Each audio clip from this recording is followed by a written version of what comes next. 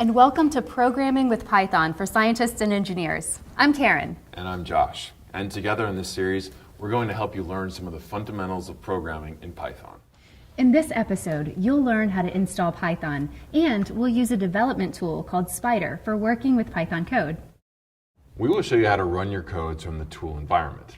And at the end of the episode, we have some exercises to help you hone your skills with the development tool.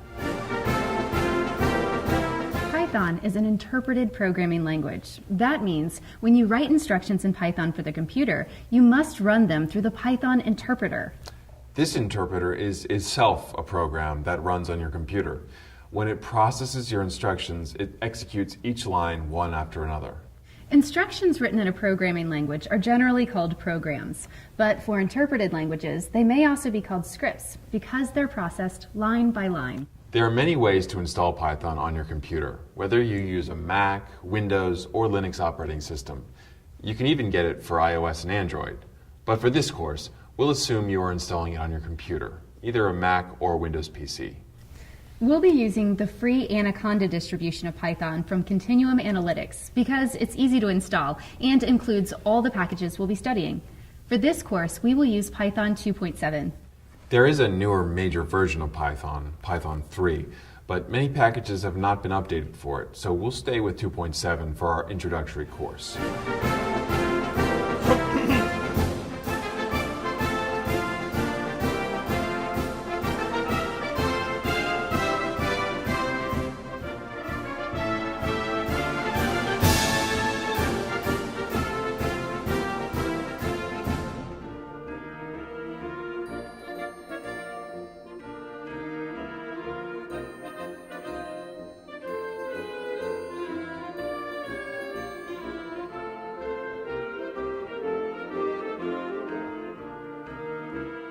Let's go ahead and install Python 2.7. The first thing you'll need to do is go to the continuum.io website, find the free download, choose your operating system, select Python 2.7, and download it to your machine. Once you run the installer and launch the Anaconda Navigator, you'll be ready to go. Now let's test it out. Click on the Launch button for Spyder. Spyder is an example of an integrated development environment, or IDE. There are several IDEs for Python, and you may later find one you like better, but we'll use Spyder for this course.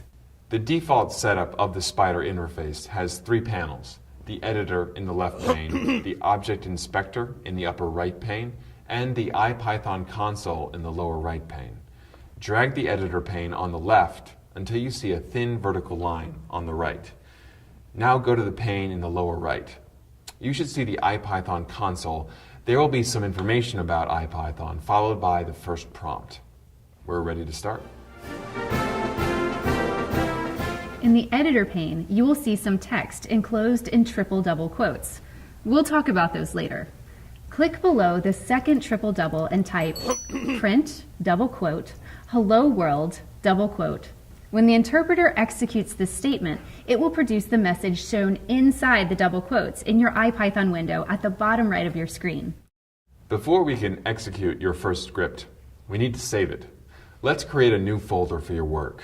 Go to your Explorer or Finder and make a folder called Python_programs. Put it on your desktop if you want. Back in Spyder, go to the File menu, hit Save As, or click on the floppy disk icon in the ribbon.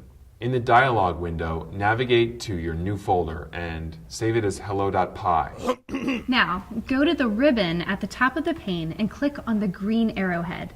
This tells the interpreter to run your program. See the result appear in your IPython window at the bottom right corner of your screen. You will also see some information about the file containing your program and the IPython console itself. The first two lines show where your script is saved and where the interpreter will look for other files. Below that, you can see the output that your script produced.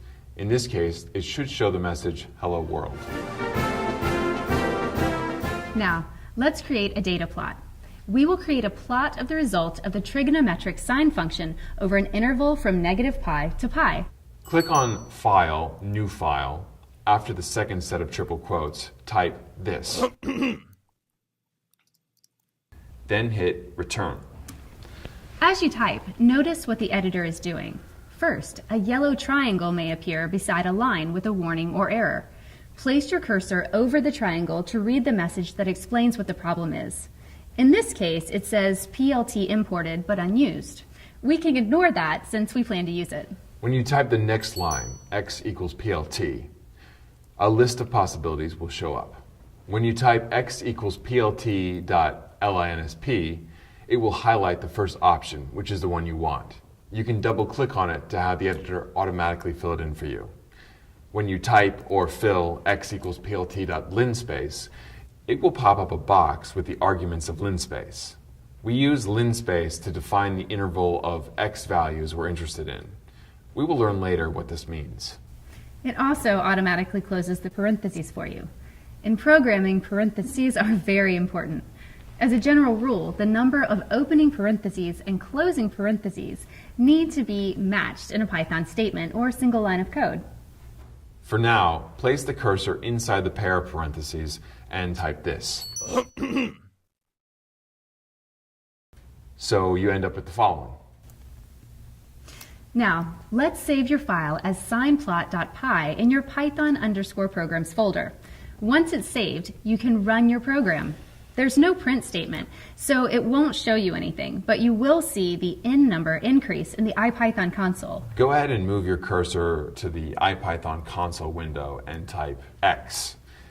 It will show you the values in x. Notice that X stands for many values. You can think of it as a bucket, called an array, that holds an organized group of elements. In our case, X holds 100 evenly distributed numbers in the negative pi to pi interval. We'll learn more about it later.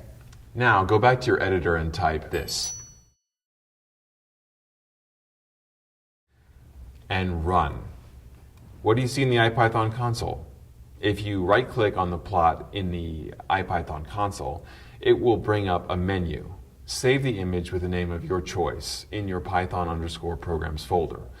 The extension will tell it which format to use. We recommend .png for PNG file. So far, we've used the interpreter to execute the entire script at once, from the first statement to the last. A very useful feature of the Spider interpreter is the ability to run selected code blocks only.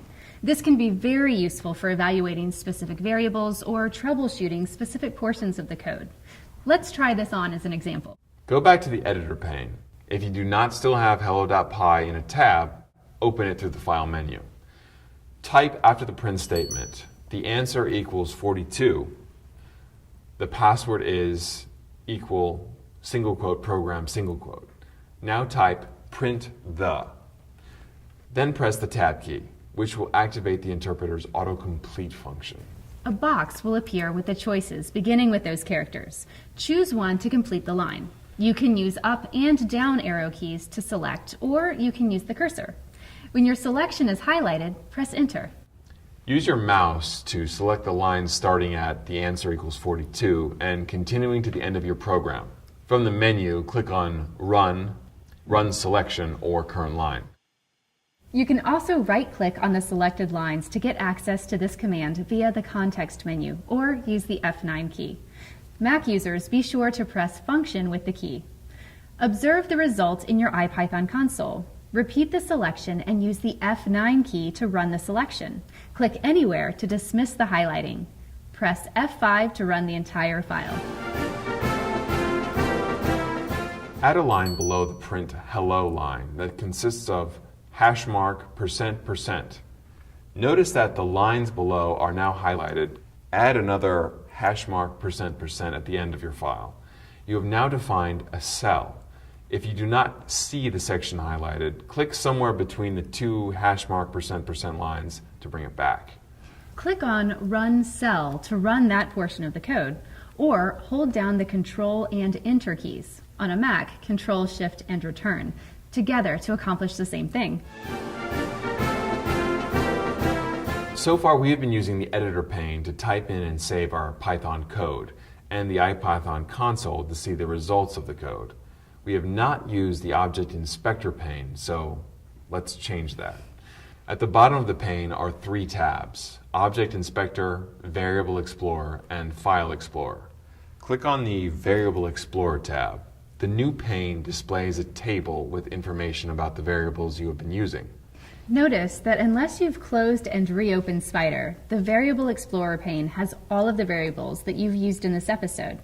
To start fresh, go to the IPython console and type %reset and the letter Y when it asks if you want to proceed. As you can see, the %reset command has removed all of the variables in the Variable Explorer pane.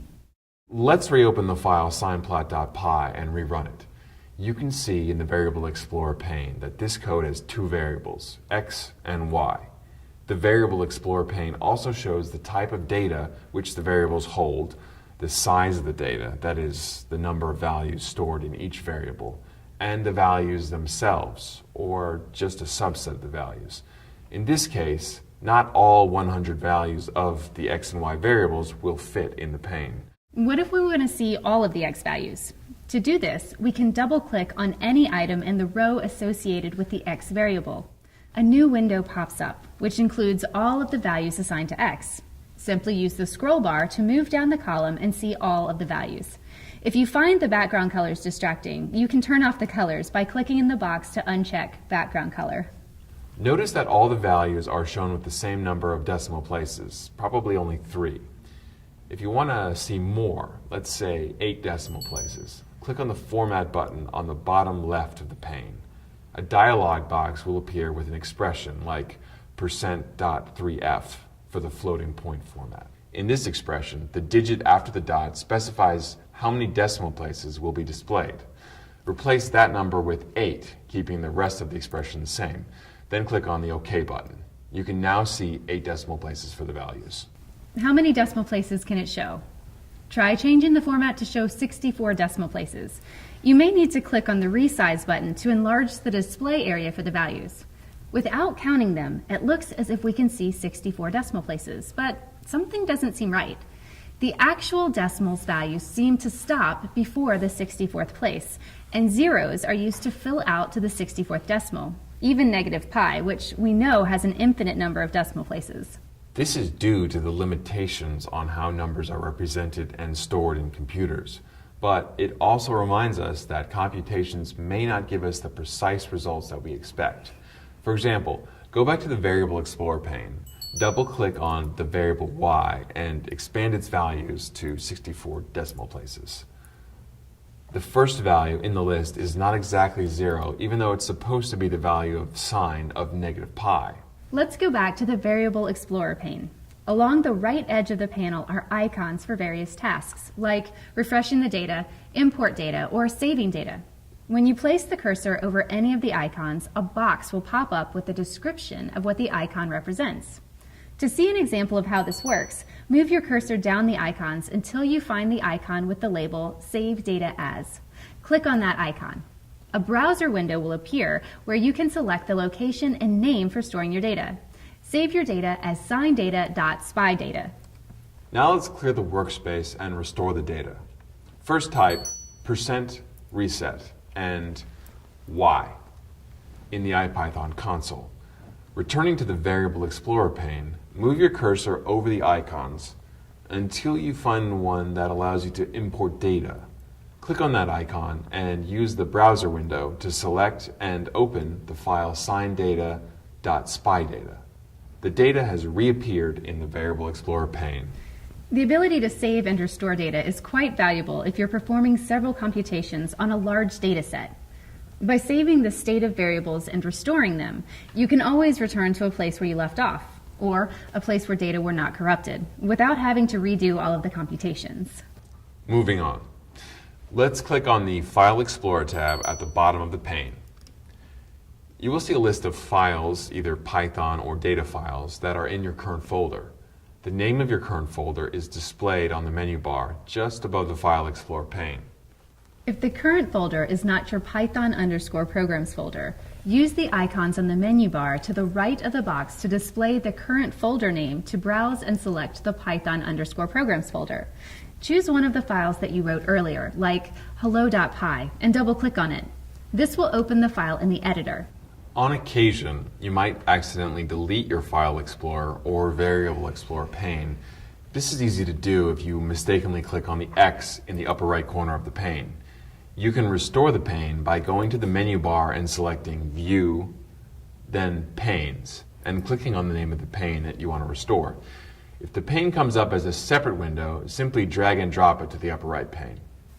In summary, you now have basic skills to use the Spyder environment to type Python commands into the editor and save the commands to a file, to run a Python program and view the results in the IPython console, and to examine the contents of variables by either typing the variable name in the IPython console or using the Variable Explorer.